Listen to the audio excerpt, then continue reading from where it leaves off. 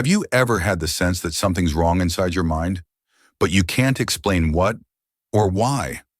You wake up exhausted, even after a full night's sleep. You feel hollow, even when everything in your life looks fine on paper.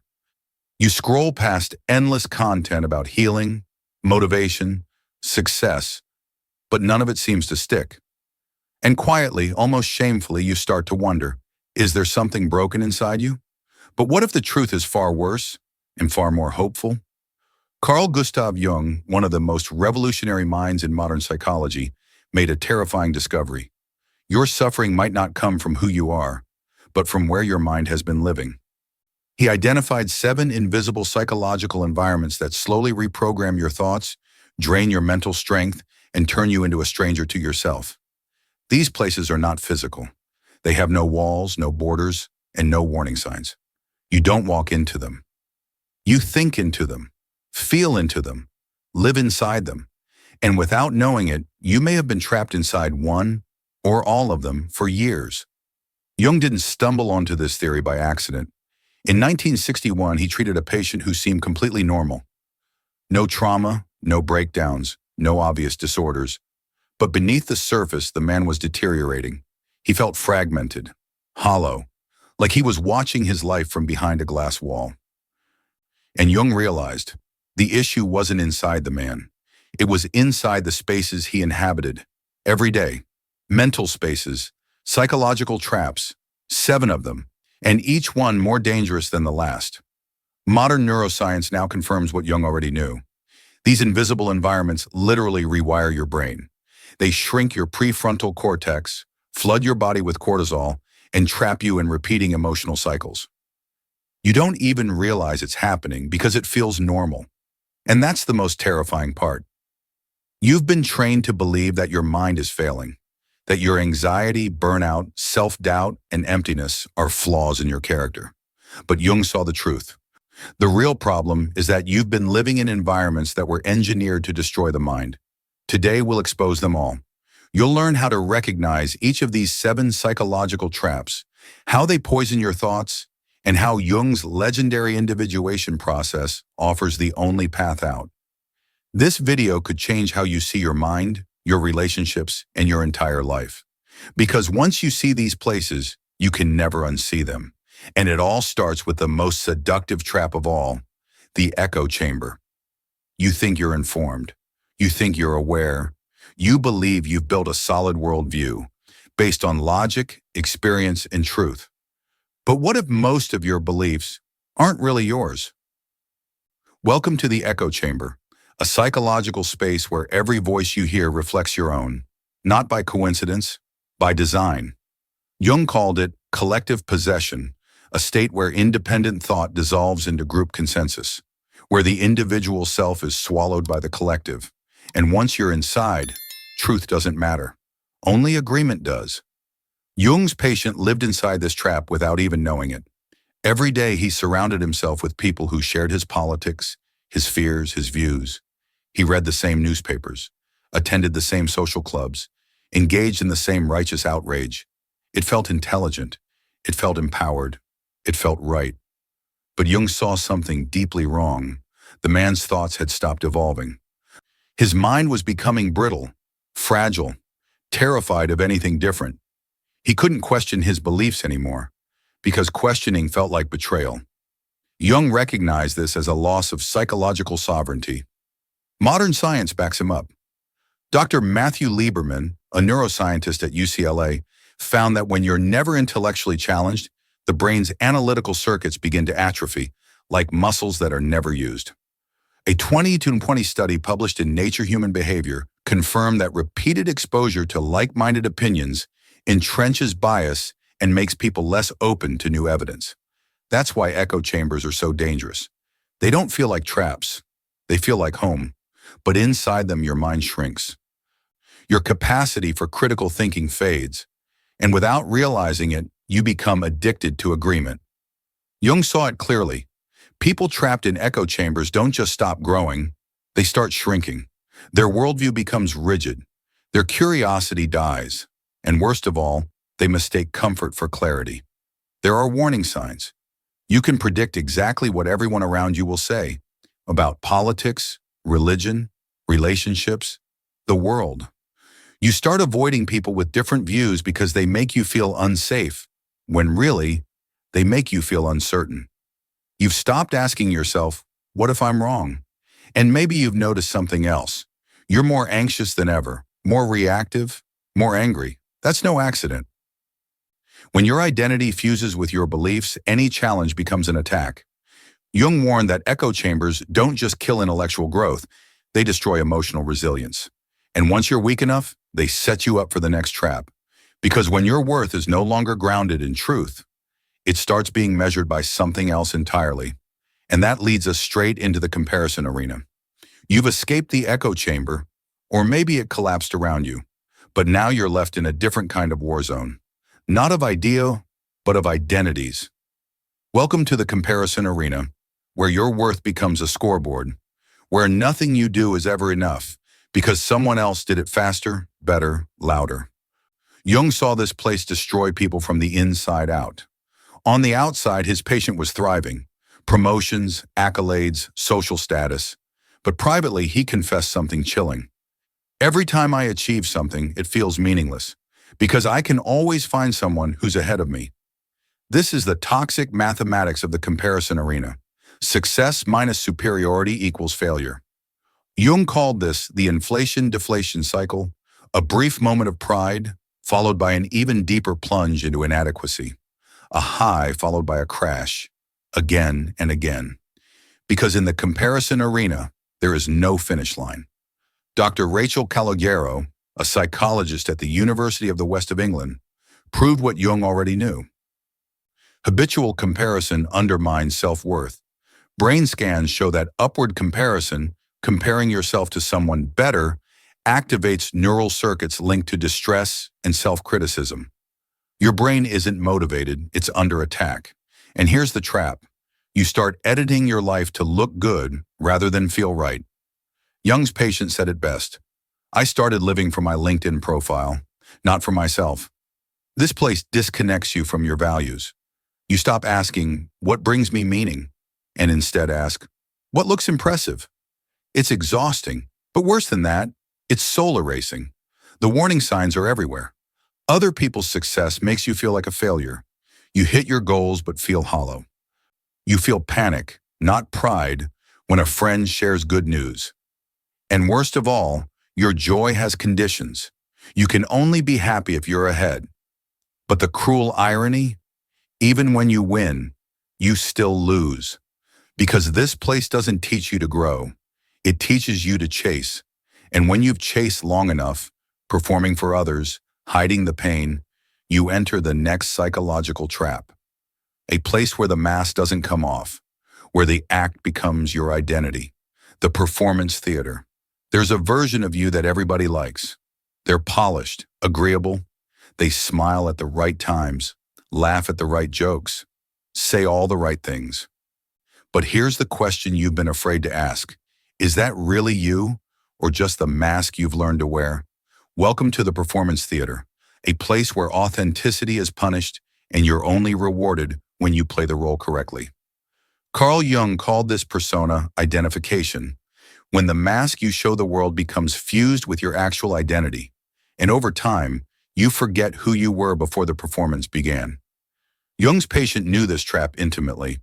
He worked in a corporate environment where vulnerability was career suicide.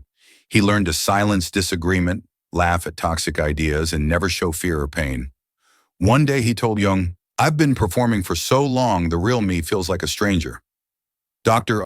Christine Neff, an expert on self-compassion, discovered that people trapped in performance-based environments develop severe inner critics, because every time you betray your truth to gain approval, a quiet part of you dies, and when the applause fades, all that's left is the echo of your own emptiness.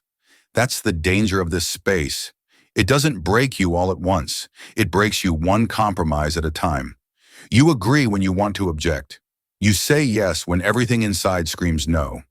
You shrink yourself to fit into someone else's mold. And eventually there's nothing left to shrink. This place isn't about success. It's about survival. Because deep down, you're terrified. If I stop performing, will anyone stay? You start fearing your own truth. You second-guess every opinion, every reaction, every moment of stillness, because the act is the only thing keeping you accepted. Warning signs you're trapped in the performance theater. You feel exhausted after social interactions instead of energized. You're constantly calculating your words. You're afraid to disagree, even gently. You feel like you're always on, even alone.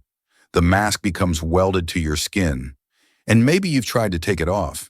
But when you did, the world punished you, so you went quiet. You stopped expressing yourself. You stopped asking for what you need. You convinced yourself that silence was safer than being seen. But that silence is its own prison. And that brings us to the next trap, the space that pretends to be peace, but is really quiet agony. From the outside, it looks perfect. There's no yelling, no chaos, no violence, just politeness, calm conversations, maybe even smiles. But inside, there's a storm that never speaks.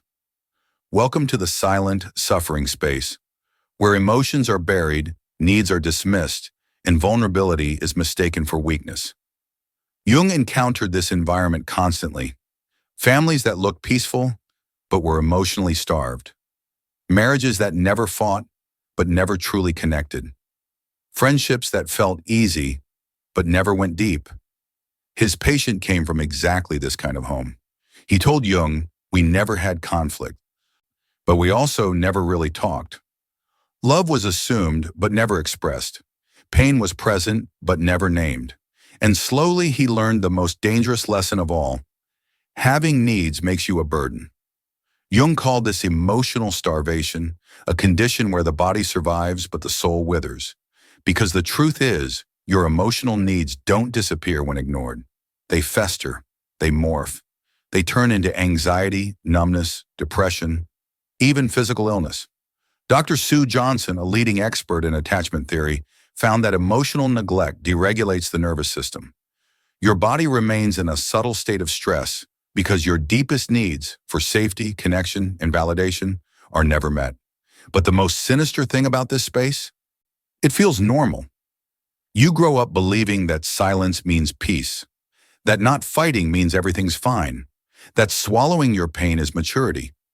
But silence is not peace, it's suppression. Warning signs you're trapped in silent suffering. You feel lonely, even around people you love. You don't express your needs because you're not sure you're allowed to have any. You feel like you're always walking on eggshells, yet no one's yelling. You carry deep feeling, but have nowhere safe to share them. This environment teaches you to fear honesty, to prioritize harmony over healing, to call repression strength. And when silence becomes unbearable, when the unspoken becomes too loud, you run. But not toward truth, you run into the chaos. You tell yourself you're just busy, productive, driven, but deep down you know the truth. You're running, constantly, from room to room, task to task, notification to notification. Because the moment it gets quiet, you hear it, that emptiness, that ache you can't explain. Welcome to the chaos storm, where stimulation drowns out stillness and distraction becomes survival. Jung saw it decades before the digital age. His patient filled every spare moment with noise. Radio shows, newspapers, conversations, errands. Not because he enjoyed them, but because silence felt unbearable. Jung called this psychic fragmentation, when your mind is so overstimulated that it can no longer integrate your experiences into wisdom. You know everything, but understand nothing. And now the chaos has evolved. Today it lives in your pocket. Notifications, feeds, headlines, endlessly pulling your attention, fragmenting your focus, and slowly eroding your ability to think clearly. Dr. Adam Ghazali at UCSF proved that chronic mental stimulation impairs memory and decision-making. Your prefrontal cortex, the part of the brain responsible for insight and clarity, becomes overwhelmed. So it makes impulsive choices, not wise ones. You scroll, consume, react, repeat. But underneath it all, you feel empty because the chaos storm is addictive. Your brain adapts to high stimulation like a drug. Quiet starts to feel like withdrawal. Jung understood this with piercing clarity. The storm isn't about energy, it's about avoidance. Because in silence, the real questions emerge. Who am I really? What have I been running from? What do I need to face? Warning signs you're trapped in the chaos storm. Silence makes you anxious. You reach for your phone the second there's a pause. You're constantly consuming content, but feel mentally cluttered. You feel busy, but can't remember what you actually did. And the most haunting part? You've forgotten how to just be. This space fragments your inner voice until you can no longer hear your own instincts. And once you lose that, you become vulnerable to the next most personal betrayal of all. Not by others, but by yourself. You don't remember when it started. Maybe it was a small yes when you meant no. Maybe it was the second date you didn't want to go on. Maybe it was the job you said yes to because it was practical. Or maybe it was when you stopped asking what you wanted altogether. Welcome to the self-abandonment chamber, a space where you betray yourself so gradually, so politely, that you don't even notice it's happening. Jung's patient described it with haunting clarity. I became so good at ignoring my gut instincts that I stopped having them. This place doesn't scream, it whispers. You say what's expected, not what's true. You stay in relationships that drain you because leaving feels selfish. You choose comfort over authenticity, peace over growth. And every time you override your inner voice, it grows quieter. Jung called this soul loss, not in some mystical sense, but as a deep psychological truth, the gradual estrangement from your own inner world. Dr. Bessel van der Kolk, in The Body Keeps the Score, found that chronic self-betrayal disconnects people from their bodily signals. You stop feeling your instincts, you stop recognizing what you want, because your nervous system has been trained to obey others first. Society calls this maturity, responsibility, selflessness. But inside, it's a slow death. The patient told Jung, I succeeded at everything I was supposed to want, but I felt completely hollow inside. Warning signs. You can't remember the last time you checked in with how you actually feel. You make decisions based on logic and duty, not intuition. You've lost preferences, opinions, desires. When someone asks, what do you want? You freeze because you genuinely don't know. And in that moment of blankness, you realize you've become a stranger to yourself. You've spent so long trying to please others that you no longer know how to show up for the one person who matters most, you. But it doesn't end here, because even deeper than self-abandonment, even more hidden, is the darkest room in the entire psychic house, a place you've locked, barred, and forgotten, but it hasn't forgotten you. There's a room inside you that you never enter. You know it's there. You feel it when you overreact, when you sabotage something good, when you lash out and later say, that wasn't me, but it was you. It was the part of you you refused to face. Welcome to the shadow basement, Jung's most feared psychological trap, the place where you bury everything you reject about yourself: rage, shame, envy, grief, need, fear, all the parts you were taught to hide, now hidden even from yourself. You told yourself they were gone, but what you bury doesn't die. It grows. Jung called this shadow possession, when the repressed parts of your psyche begin to act out unconsciously. You repeat your parents' mistakes. You hurt the people you love. You sabotage your own future, and you don't know why. Dr. Peter Levine, trauma researcher, proved that unprocessed emotional content stays alive in the nervous system. It doesn't vanish. It waits. The patient told Jung, I became everything I hated about my father, but I didn't even see it happening until the damage was done. You've been at war with yourself, and you didn't even know it. The shadow basement is the most dangerous place of all, because it convinces you you have nothing left to heal. But Jung also knew this: the shadow contains power. When faced, not feared, your anger becomes courage, your shame becomes compassion, your grief becomes depth, your darkness becomes integration. But only if you dare to descend. Only if you're willing to face the parts of you that were never allowed to exist, the parts that still live in the basement. Now that you've seen the 7 psychological traps, what do? You can't just think positive. You can't journal your way out of the basement. These places are wired into your nervous system, into your identity. But Jung didn't just diagnose the problem. He offered a way out. He called it the individuation process, a path towards psychological freedom, authenticity, and wholeness. Step 1. Conscious recognition. You cannot leave a place you don't know you're in. Jung's patient had to name the echo chambers, performance theaters, and comparison arenas he'd been unconsciously inhabiting. This step requires brutal honesty without self-judgment. Step 2. Environmental audit. Jung taught that the unconscious is most active in environments we mistake for neutral. Begin asking, does this place grow me or shrink me? Examine every space, your workplace, your social feed, even your dinner table. Step 3. Strategic withdrawal. You don't need to burn your life down, but you must limit exposure to environments that feed your unconscious programming. Jung's patients started small, cutting down time with toxic people, setting boundaries, scheduling moments of solitude, not escape, precision. Step 4. Conscious integration. Avoiding pain isn't healing. Jung insisted you must consciously create spaces that honor your truth. Seek out relationships where disagreement isn't dangerous, spaces where masks aren't required, people who challenge you gently and support you fiercely. Step 5. Shadow work. This is the descent, the hardest step. You must face the parts of yourself you've buried. Jung didn't promise ease, but he promised liberation. Shadow work can include therapy, deep journaling, inner child work, dream analysis. It requires courage, but it's the only way to become whole. Step 6. Regular maintenance.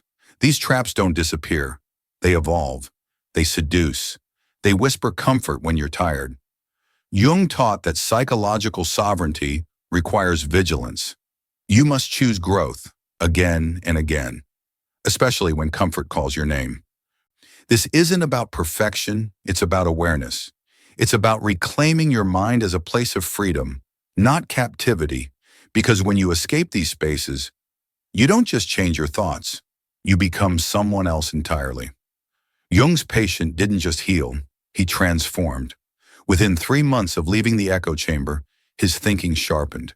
He stopped parroting group beliefs and started forming his own. He sought out conversations that challenged him, not just confirmed him. When he escaped the comparison arena, his values reawakened. He realized he didn't care about being the best. He cared about being whole. His goals shifted from status to meaning. Leaving the performance theater took longer because he had to disappoint people. People who loved the mask more than the man beneath it.